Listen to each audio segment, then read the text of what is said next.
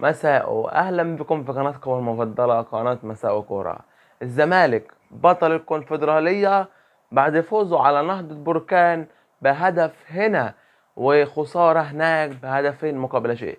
أول حاجة مبروك لنادينا الحبيب نادي الزمالك على البطولة القارية، وكمان هنتكلم عن 5 دوريات الكبرى. الريال بطل أسبانيا، وألمانيا بطلها باير ليفانكوزا، وايطاليا بطلها انتر، وفرنسا بطلها باريس، وانجلترا بطلها السيتي حسمها من الارسنال.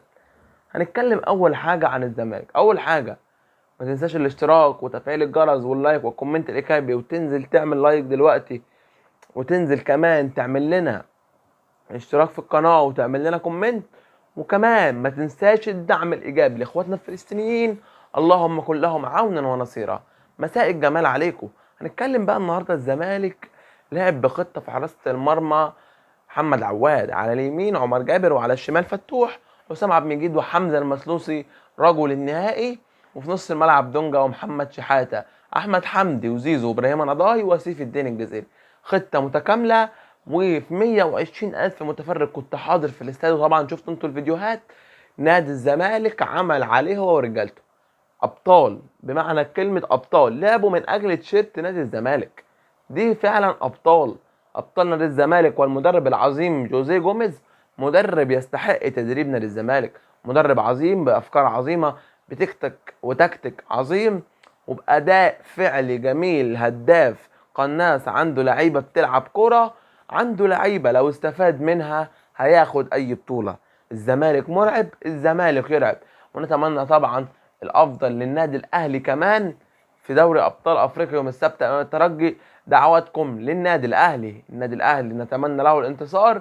كل الفرق المصريه، لان نتمنى ان الاهلي يفوز، لان مصر هي اقوى فرقه واقوى منتخب، ومعاها اقوى فرقتين في افريقيا، الاهلي ونادي الزمالك. لازما الاهلي يفوز عشان يبقى ديربي في السوبر، يبقى قرن جديد، يبقى نهائي قرن جديد في السوبر الافريقي، يبقى الاهلي والزمالك يبقى سيطره مصريه تامه على البطولات الافريقيه. مصر هو اقوى منتخب.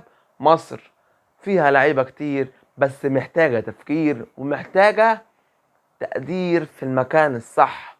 محتاجه حسام حسن يدرس ويفكر ويعمل كل اللي عليه.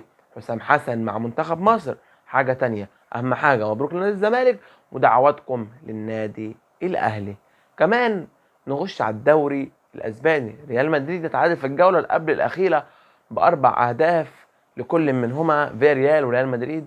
وعندنا ارتا جولر بيقارنوه بلامين يامال، لا يوجد مقارنه لارتا جولر. ارتا جولر لعب 10 ماتشات، سجل 6 اهداف من 6 تسديدات على المرمى. لامين يامال لعب 36 ماتش، يا جدعان مسجل 5 اهداف. بتتكلموا في ايه؟ ده ما يقارنش. ارتا جولر لعيب وموهبه وجوهره وماسه تركيه. هذا لاعب من طراز عظيم.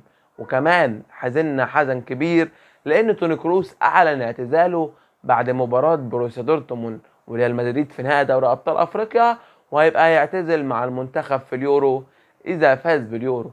احتمال كبير توني كروس لو فاز بدوري ابطال وفاز باليورو قد يتوج بالبلندور، وقد يكون احسن لاعب في العالم توني كروس. ولكن ريال مدريد هو الفرقه الوحيده اللي فيها 3 بينافسوا على الكره الذهبيه: توني وبيلي وفينيسيوس. الريال مدريد مرعب، ريال مدريد يرعب. كمان ما ننساش ان نادي ريال مدريد من اعظم فرق العالم، نادي مرعب. نادي يا جماعه الخير يرعب اي حد في اي حته. كمان نخش على الدوري الانجليزي، دوري المتعه والاثاره. الجوله الاخيره اللي شفنا فيها فوز السيتي على ويست هام ب3 اهداف مقابل هدف، وفوز ارسنال على ايفرتون بهدف مقابل لا شيء. كمان ما ننساش باير ليفانكوزا بدوري اللا هزيمه مع تشابي الونسو. النهارده هيلعبوا مع اتلانتا في نهائي الدوري الاوروبي، مباراه للمتعه والاثاره والتشويق. كمان ما ننساش انتر يفرح ويبدع في ايطاليا. كمان مين؟ باريس سان جيرمان البطل. باريس سان جيرمان بطل فرنسا، وخرج عنه مبابي وذهب الى الميرينج الجميل. كمان ما ننساش ان خلص 6 بطولات من اللي احنا بنتكلم عنهم، من اصل 10. ناقص لنا دوري ابطال اوروبا ودوري ابطال افريقيا، وناقص لنا دوري ابطال اسيا، وناقص لنا الدوري المصري. كده انا ابدعت وامتعت معاكم. ناقص اهم حاجه الاشتراك في القناه واللايك والكومنت الايجابي يساعدنا تقديم الافضل. ما عنديش كلام كتير، وما كانش عندي ان انا اطلع بعد المباراه لان كان زوري ما كانش فيه نفس، لاني كنت عايز اطلع واتكلم هادي، لاني كنت منفعل وكنت فرحان لنادينا الحبيب نادي الزمالك. اهم حاجه فزنا بالكونفدراليه، ونتمنى الافضل للنادي الاهلي. ما تنساش اللايك والاشتراك وتفعيل الجرس، ما تنساش الدعم الايجابي لاخواتنا الفلسطينيين. اللهم كن لهم عونا ونصيرا. سلام. واخر كلام، ما يحلى الا الصلاه والسلام على سيدنا محمد عليه افضل الصلاه والسلام. سلام.